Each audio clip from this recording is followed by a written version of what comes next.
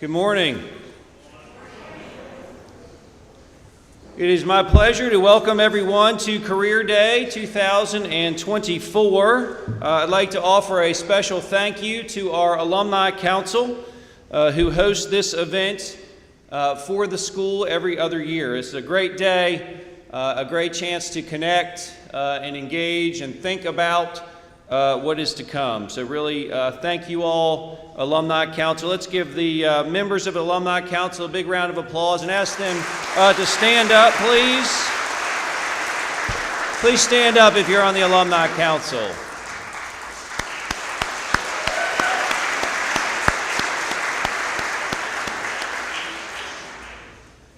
Today we have 32 different speakers from all over the country who have come to join us today. If you all would please stand and be recognized, I would appreciate that very much. Let's give our speakers a big hand, please.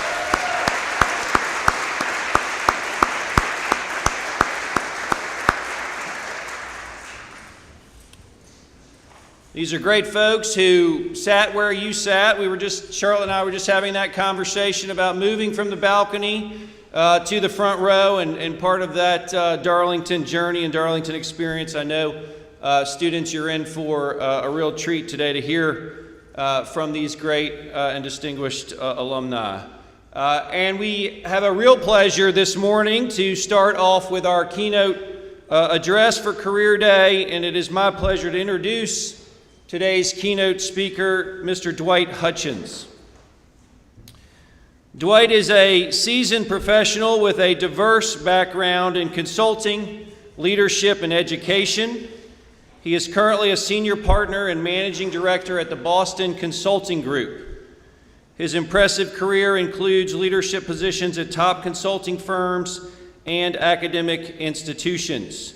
Previous to his work at Boston Consulting Group, he led Accenture's programs in Singapore, where he was also chairman of the Chamber of Commerce. He has a deep understanding of marketing and operational transformations. Just recently, this is pretty impressive. Anybody here interested in the University of Tennessee? At least Ms. Tennell is here to cause. I know some of you are interested in the University of Tennessee. Mr. Hutchins has recently been named Distinguished Alumnus for the entire university, so he is now a Distinguished Alumnus of the University of Tennessee, where he holds a BS in Chemical Engineering. He also holds an MBA from the Kellogg School of Management at Northwestern University and an MPA from the Harvard Kennedy School. Mr. Hutchins is a member of the Darlington Board of Trustees, and we are grateful for his continued service to our school.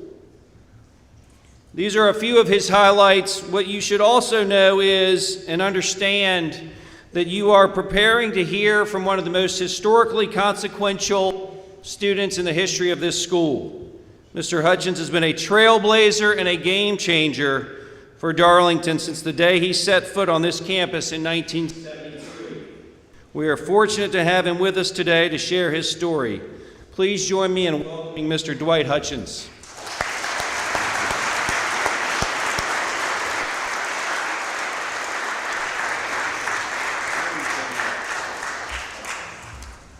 Wow, I don't know the person he just talked about. That makes me really nervous. It is a pleasure to be here. Good morning, Darlington. Fantastic to see you guys. Talk about being in there, sitting there, but now standing here. I remember sitting there and working my way up. And I remember my career day. I remember the speaker. And his advice was, you want to be successful in life? 3 things. Show up. Be really serious. Show up on time. And if you really, really want to be successful, be prepared. Obviously, I remember that 40 plus years later, and that was the impact he had on me. And I'm scared that I will have only a minor impact on you but I hope to do a little bit better than that. It's a pleasure to be here. After I left this room, I discovered my major, chemical engineering. One of the speakers was at the local paper mill, and I decided that a chemical engineer making $900 a year more than an electrical engineer was what I wanted to go do. And there I went.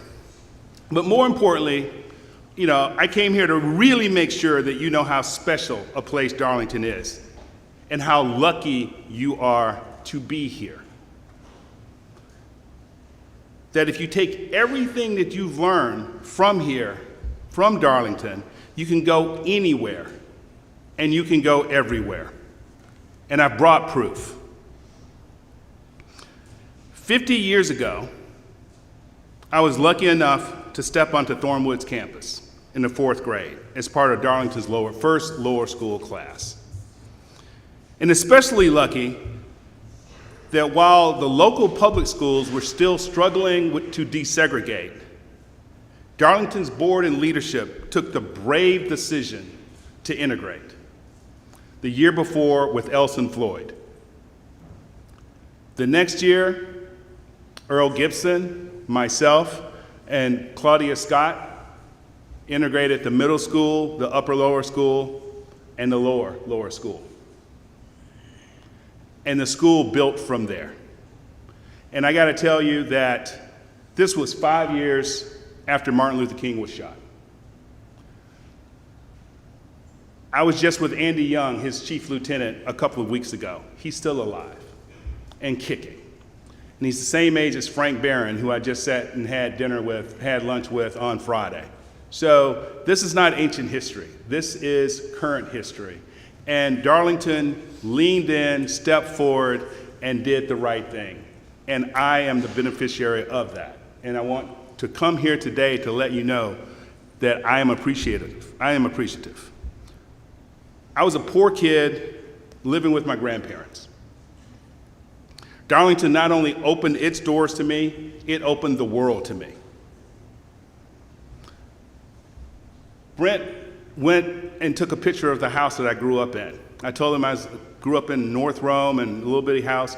He drove by, took a picture, and sent it back to me. And unfortunately, tech support and I never have worked together. So I was going to show you the house. I still own the house. I rent the house. I charge $200 a month for rent. That's how much rent that house generates today. So that probably tells you a lot about where I came from. So, to come to Darlington in those days from that circumstance was completely eye-opening for me. And the day I landed at Thornwood, I made lifelong friends. A couple of them are sitting here in the front row. Leighton Roberts and Charlie Williams. Mr. Hanson's class. Indeed. In addition to that, folks like Dan Garrett, Porter Ballou, Jennifer Johnson. I went to Porter's son's graduation a few months ago from Harvard. We joined each other because we've celebrated each other's weddings, we vacationed together, and mostly bonded over him constantly breaking limbs when we were in elementary school and me having to carry him around. So the lifelong friends that you make here will serve you well going forward because you have a very, very special bond. And that bond is so special that you'll make big sacrifices, like the sacrifice I made last year, because I had a choice between coming and seeing my old friends for the 40th reunion and going to the Tennessee-Alabama game. As I stood under Neyland Stadium with 2 tickets to the box, I thought, God, I love Charlie Williams. I handed those tickets off, and I listened to Tennessee beat Alabama out under the bell tower. And I still felt like I made the right choice. That's the house I grew up in. That is what happens to you. And the hairstyles, let it go, all of it, let it go, as you can see. Next slide. Soak it in, right? At the Jerry Curl Fro. Yeah, had the Jerry Curl Fro. And that was a thing. And I thought I had it going on, like many of you think you have it going on. And the only problem is, it gets worse. One more. With my big D Letterman jacket from the wrestling team. And the bigger fro. Michael Jackson didn't have anything on me. So the education I received here was top notch because the teachers were not only sharp, they cared. Miss Mixon, Miss Eberhardt, Mr. Muschamp, the Ambersons, and especially Rick Bice, my chemistry teacher, who introduced me to computers. Worth Moser, Doc Register, and a lot of the buildings that you walk through today, I had the benefit of learning from. And that meant the world to me. You know, I can name a whole bunch of Darlington teachers. I can barely name one or two college professors. Think about that. That is the impact that these teachers have on you, whether you like it or not. That is the impact that these teachers have on you. And I am happy to hear every time I come back to senior day that that's truly still happening, and happening even more today than it did back then. So thank you, Brett, and thank you, faculty and teachers, for keeping up the tradition. But more than the academics, it was the community and the warmth that made Darlington truly special.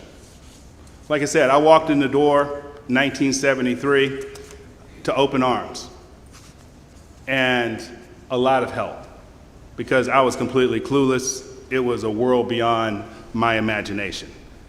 But beyond the math and science and literature, Darlington helps you become a good person and an asset to society because of that warmth in that community. Here you develop values and perspectives that will serve you well. Since no one in my family had gone to college, I wasn't even thinking about it. I was thankful to my next door neighbor, Ms. Celestine Burrell, and her son, who was going to the University of Tennessee, for making me believe that I could not only get in, but excel. And I did. Because of Darlington, I was more than prepared. I got an academic scholarship to study chemical engineering at the University of Tennessee, and because of Rick Bice, I sailed through chemistry without hardly opening a book. True. Because of Mr. Paxson, the same was true of calculus. And Doc Register had me more than ready for English. All those weekly theme reports actually paid off. And they actually still pay off. Hope you guys still do those. So, more importantly, even though UT is big, the campus of the University of Tennessee at 30,000 is bigger than Rome. I realized that the social development exposure at Darlington made the transition that much easier for me than many of my classmates.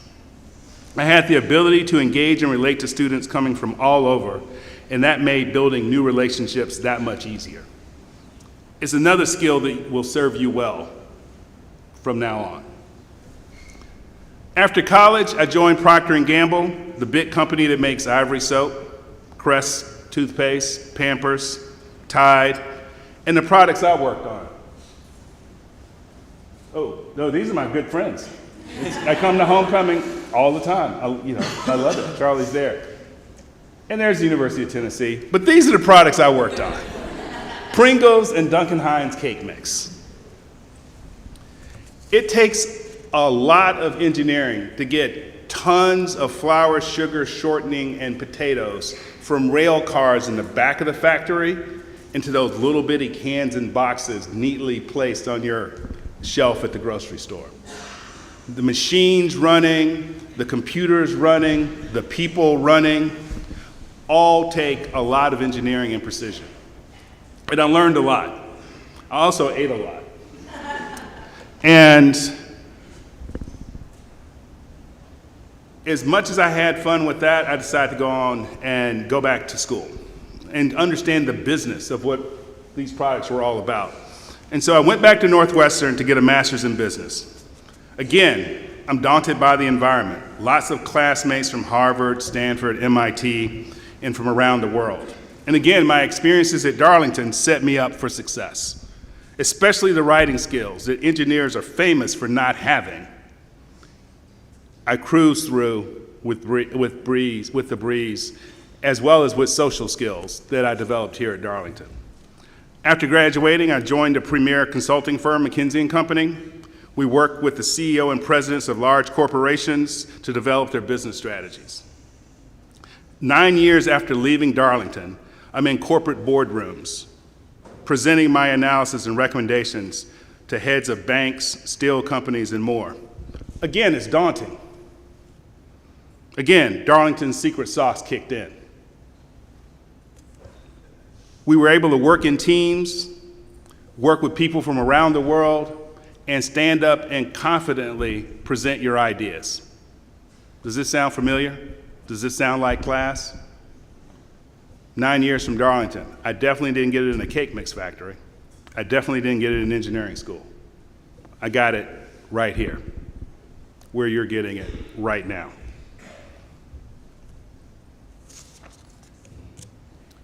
One of the projects I worked on was after my generation's George Floyd moment.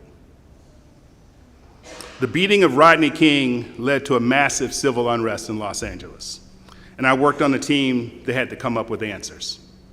We worked on Rebuild LA and tried to figure out, how do we prevent this from happening again? That project left me worried about our country.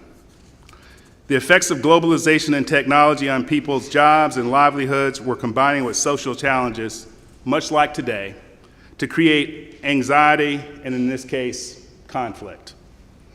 I decided to take a year off and go to Harvard to study public policy. By this time, I knew what was coming, and I knew I was prepared. So no more anxiety over being able to handle this. There I studied what roles companies, governments, and others could play to make things better.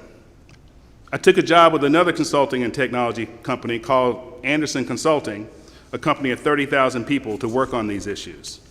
During my years there, I worked on international trade, energy, agriculture, taxes, healthcare, education, and more. I rose through the ranks from manager to senior manager to partner to global managing partner, leading the strategy practice for government around the world. For the seniors in the room, some of you may be filling out the FAFSA, the Federal Application for Student Aid. My team developed it and run it today. If you get a loan or a grant, my team takes the money out of the US Treasury and sends it to your school. $150 billion each year for over 10 million students. When we got started, the process was paper and took weeks. Now you go to studentloans.gov and it's instantaneous. And it saved the country $68 billion, which was plowed back into more student loans and aid. For our international students in the room, when you land and go through immigration, the photo and fingerprint system they use was built and run by my firm, Accenture. It is now called Accenture. And the security measures they take to make sure that the people in the cargo are safe after 9/11 was based on a strategy that my team developed. A last project before I left that role was to build the back end financial systems and then take over the front end when it stumbled of the website for the newly launched federal health insurance program called Obamacare. That brought health care to over 20 million people who previously didn't have it. After leading that part of the business for nearly 10 years, I moved to Singapore to lead management consulting across Asia, Africa, and the Middle East for consumer, retail, and pharmaceutical. I was back to working with Procter & Gamble, Johnson & Johnson, Dole, Del Monte, Heineken, this time developing plans to grow their business in those countries. Over the next 10 years, I made over 300 trips around the region: Thailand, Myanmar, New Zealand, China, Japan. And I got to learn and see so much and meet and make so many friends from around the world. Next slide.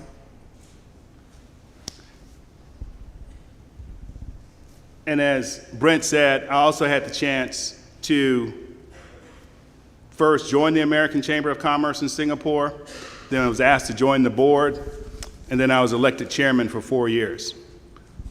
And that was truly an honor to be our country's business representative in Asia, promoting our jobs and our values around the world, and warmly embraced to do so.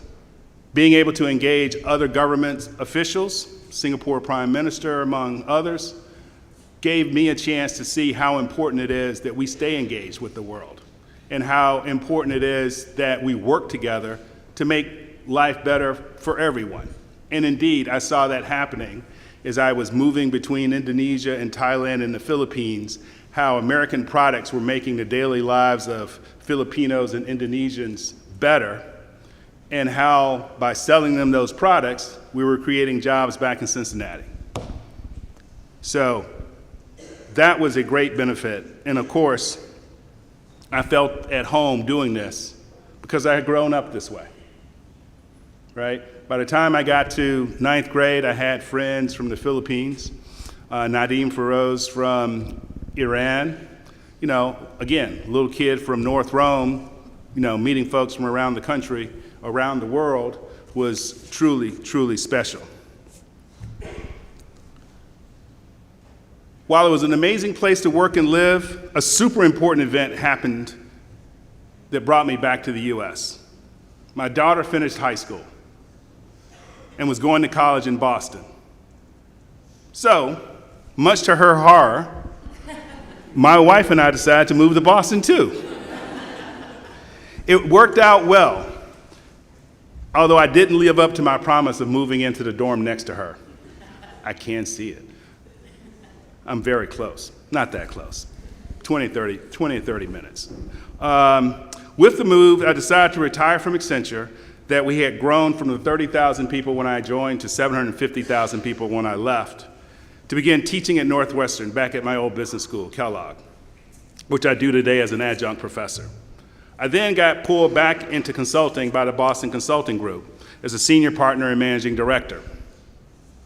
While I'm in Boston, and the name is Boston Consulting Group, it's a little misleading. BCG has over 30,000 people in 100 offices around the world. I just happen to be in the office in Boston. And I'm back working with major companies on plans and technologies for improving growth. I went back to work when I realized that I actually found something I really enjoy doing. And therefore, it's not really work in the usual sense. I get to work on interesting stuff, work with interesting people, and as a team, make a real difference for the companies that we're there to help. So whether I'm doing Homeland Security or trying to figure out how to sell more frozen French fries in the Philippines, each project comes with its challenges and its interests. And while your specific interests will certainly differ, you will become teachers, lawyers, doctors, real estate agents, business executives, and more. I do hope, and I strongly suggest, that you find something that you find interesting, that you get to work with interesting people, and that your work makes things better than they were before. In doing so, it's not just a great job or a career, it's a great life. And in my case, one that has taken me from a little house in North Rome to all over the world.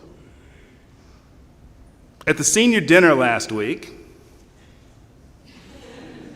one of your classmates asked me why I'm on the board. As I flew from here on Friday to Miami, and then flew back from Miami last night, and fly back to Miami this afternoon, that question comes up a lot. But it's still easy to answer. I'm on the board for 2 reasons. Because I'm thankful for the life that Darlington has enabled me to live. I want to thank the Barron family and the Formbys for introducing me to Darlington half a century ago. And beyond just saying thanks, like I did with the visit with Frank Barron on Friday when I had lunch with him. In keeping with service beyond self, I, like all the rest of the board members, current and past, want to make sure that Darlington is around for another half century and more, to do the same for you and for those that come after you that it did for me.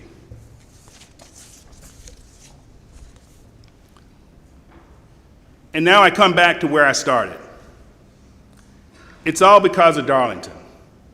Because what countless people have done over the past 100 plus years to today, and I can say that with confidence, having gone to the board meeting on Friday, the school has never been in a better, stronger place.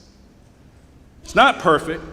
I heard that. Something about winter coats when it's really cold and not being able to wear your own, and the internet being cut off in the dorms at midnight. I get it. It's not perfect, but it's a great place. It's a special place that has given you many unique things. Again, at the dinner, I meet a group of kids from China, and I turn and I meet a group of kids from Nigeria, and I talk to a kid from Slovakia, and I'm like, am I really in Rome, Georgia? Or any other place in the world almost, right? To have access to different points of view from different cultures and different places in the world is special anywhere, and it's truly special in Rome. So if you're a Roman, double down on how special this place is and how fortunate you are. You are prepared to do anything you want to do and take you anywhere you want to go. You are prepared. We are privileged to be part of Darlington. Let's not take that privilege for granted. Let's not waste it. You have developed what it takes. Now go become that person and remember to serve others along the way. And with that, thank you for having me. Thank you for listening. And go forth and conquer.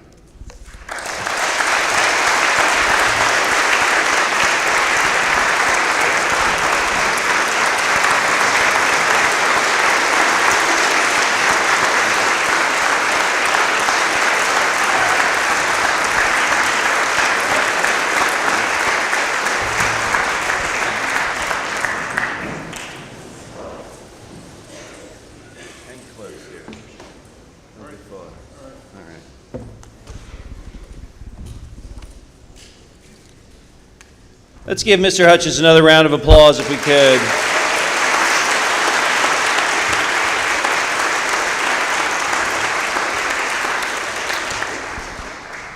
This morning he left out a very relevant and very important part of his story, particularly his Darlington story. He talked about taking advantage of your opportunities, and Dwight and his family did that at the end of his junior year of high school. As a junior, he was offered a full scholarship to the University of Tennessee to study engineering. He didn't share that part with you. The trade-off of that meant that he did not finish here at Darlington, that he left early to go to college. So in Mr. Hutchins' office, which he shared with me the first time we met, is a diploma from Harvard, from Northwestern, and from Tennessee. But until today, not one from Darlington. And so it is my great pleasure to award the Darlington diploma to Mr. Dwight Hutchins this morning.